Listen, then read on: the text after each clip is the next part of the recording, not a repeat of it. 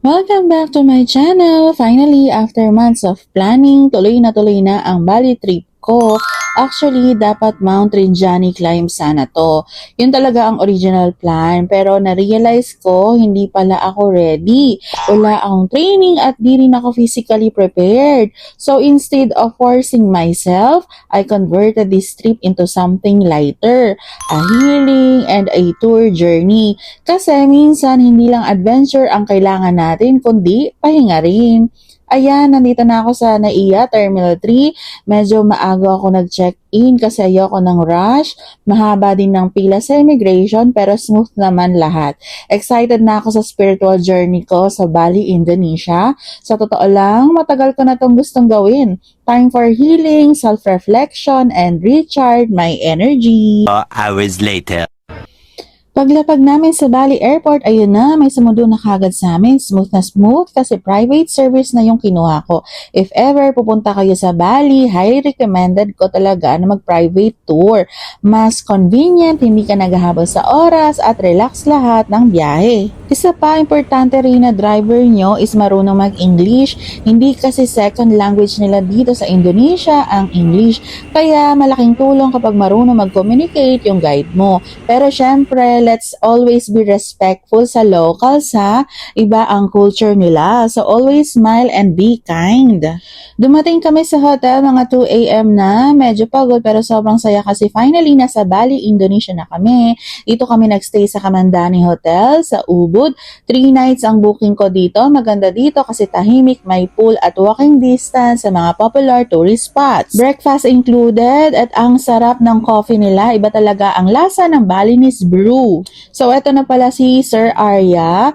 Best months to visit Bali from May to October kasi dry season, hindi masyado maulan. Perfect for temple tours and waterfalls. And this is our day 1 silver ring making workshop.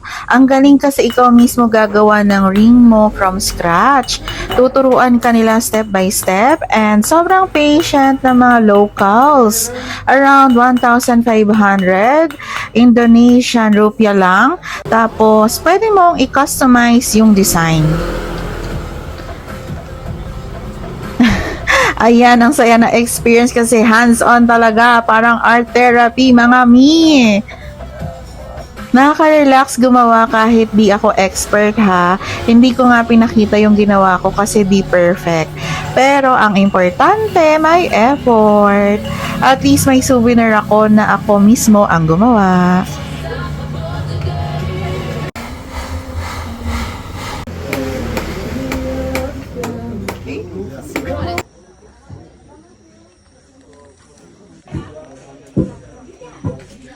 Next destination, sa Tria Luwak Coffee Plantation.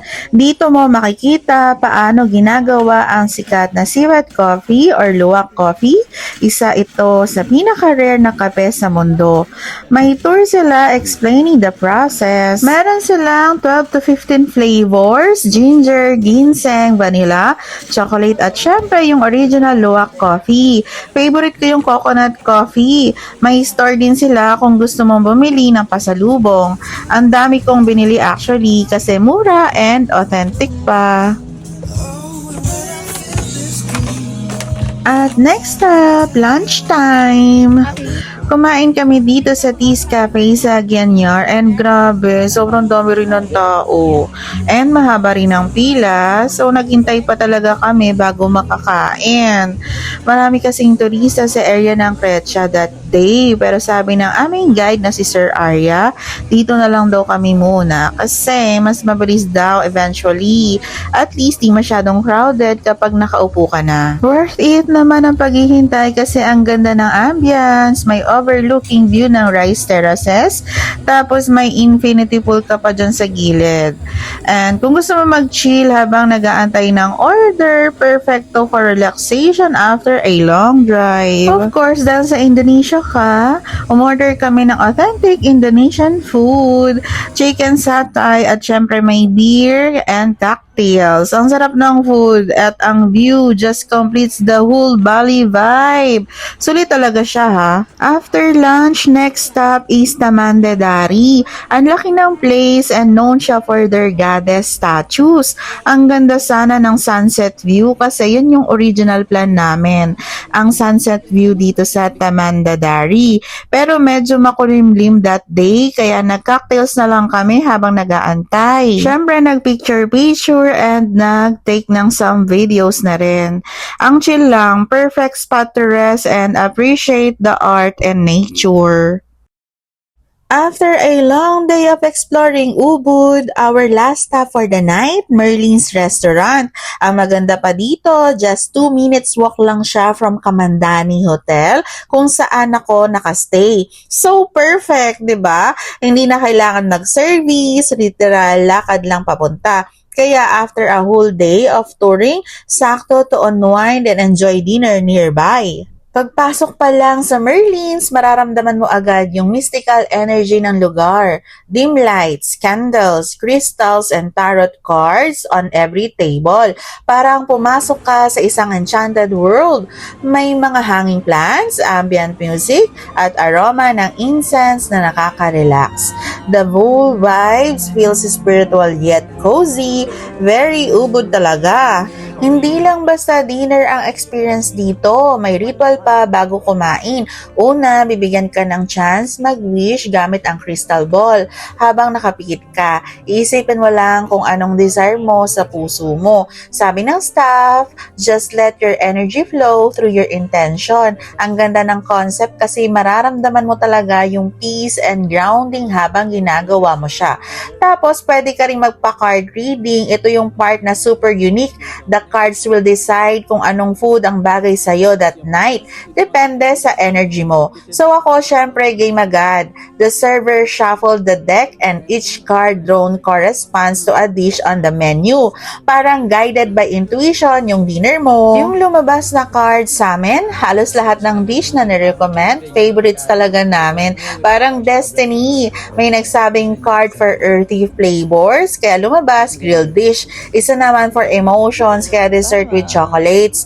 Tawang-tawa kami kasi ang accurate, parang align talaga yung energy naming lahat. Yung food sobrang sarap, fusion ng Balinese at Western cuisine, beautifully plated with edible flowers, may mga cocktails din, wine at mocktails kung gusto mo ng chill lang. The flavors are balanced, hindi maalat, hindi matamis, just right. Lahat fresh and thoughtfully prepared. Plus, ang staff sobrang friendly and accommodating. They explain the meanings behind each card and share a bit about Balinese beliefs.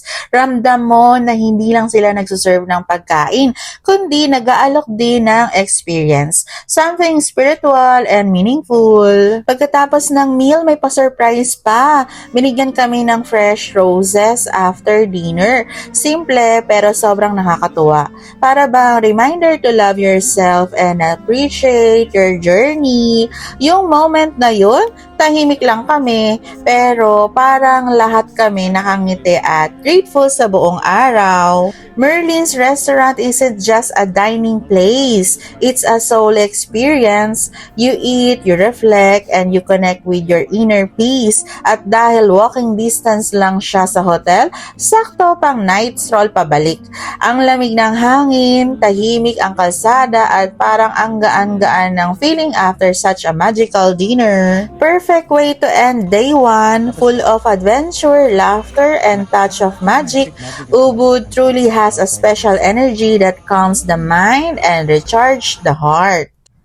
Day 2, 4 a.m. kami sinundo ni Sir Arya for Lempuyang Temple, also known as Heaven's Gate, isa sa mga most famous spots dito sa Bali, Indonesia. Alam nyo yung picture perfect shot sa gate na may reflection? Yun talaga yung target ko. But, expectations versus reality talaga dito. Akala ko maaga na kami kasi dumating kami ng 6:30 a.m. Pero guess what? Number 110 kami sa pila. Ang dami na palang tao, super early pa lang. Kaya tip ko, kung gusto nyong makuha yung perfect shot na walang masyadong tao, dapat super aga ka talaga dito. Like as early as 5 a.m.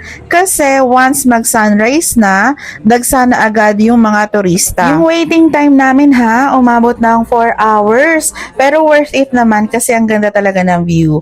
Plus, habang naghihintay ka, makikita mo rin yung serenity ng place, mountain view, fresh air, at peaceful surroundings. May bus din packet papunta sa temple at may booth for entrance fee. Next stop, Tirtha Ganga Water Palace. Isa to sa pinaka-iconic at photogenic spot sa Bali, Indonesia. Kaya super excited talaga ako makita siya in person. From the moment you arrive, mararamdaman mo agad yung serenity ng lugar, yung tunog ng tubig, yung lamig ng hangin, at yung lush greenery sa paligid. Parang ibang mundo. Syempre, hindi mawawala yung famous koi pond. Ang daming koi fish. As in, sobrang dami at ang laki pa. Pwede kang bumili ng fish food. Tapos, habang nagpapakain ka, mararamdaman mo yung calmness ng moment. Ang ganda kasi ng reflection ng sunlight sa tubig. Parang nag-glow lahat. Perfect spot for photos at pang-recharge ng energy mo. Mas lalo mong ma-appreciate kung early morning ka pupunta kasi hindi pa mainit at hindi pa crowded. Pero kahit may ibang turista, ang peaceful pa rin ang atmosphere. Parang lahat ng tao nare-relax din. Walang nagmamadali. Dito mo marirealize na ang Bali hindi lang puro beaches. May spiritual calmness din siya na ramdam mo sa bawat lugar. At syempre, kung mahilig ka sa photos, Tirtha Ganga is definitely a dream spot. Every corner is Instagram worthy. From the water reflections to the statue, to the gardens filled with tropical flowers. Kahit candid shot lang, ang ganda na. Overall, this place is not just a tourist attraction. It's a space for peace and appreciation. Para kang niyayakap ng kalikasan at ng ancient Balinese energy. A must visit talaga kung gusto mong maramdaman ang sacred side ng Bali. Day 3 na! Nag-breakfast muna kami dito sa Kamandani Hotel. Simple lang pero perfect before our main highlight, the purification ceremony. Finally, the most meaningful part of my Bali trip, Taman Beji Gria Waterfalls. Ito talaga ang main reason bakit ubod ang pinili ko. It's not just a tourist spot. It's a sacred place for purification or tinatawag nilang melukat. Pagdating namin, may welcome tea muna. Then, magpapalit ka ng clothes and dapat nakayapak ka. Bago pumasok sa falls, mag-o-offer ka muna ng flowers and incense. Symbol ng gratitude sa gods nila and to ask permission to enter. Sa loob, may series of rituals. Bawat stage may meaning. Yung sa falls, kailangan mong isigaw lahat ng sakit, stress or burden mo habang binabasa ka ng tubig. Para bang nililinis hindi lang katawan mo, pati kaluluwa mo. After ng ceremony, may priest na magbe-bless sa'yo. Binigyan din kami ng 3-2 bracelet, red, black, and white threads, symbolizing protection, balance, and connection to their gods. Ang energy talaga ng lugar, ramdam mo. Nakakaiyak sa totoo lang. Ang gaan ng feeling after.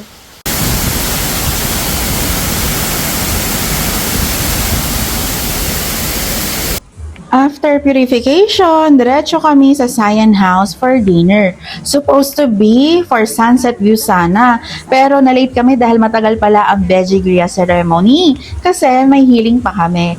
Pero okay lang kasi ang ganda ng ambience, romantic lights, overlooking view, and relaxing music. Perfect ending to our Bali trip from city streets to total healing. Ubud gave me something I didn't know. I needed peace, clarity, and gratitude. Kung plan nyo pumunta ng Bali, Indonesia, don't just visit for photos. Experience it for healing, culture, and connection. Travel not just to see places, but to meet yourself again. If nagustuhan nyo tong vlog na to, don't forget to like, subscribe, and comment kung aling spots ang gusto nyo ring puntahan next time. For my part 2 of Bali, Indonesia, just like and follow. More adventures, more healing, and more stories soon.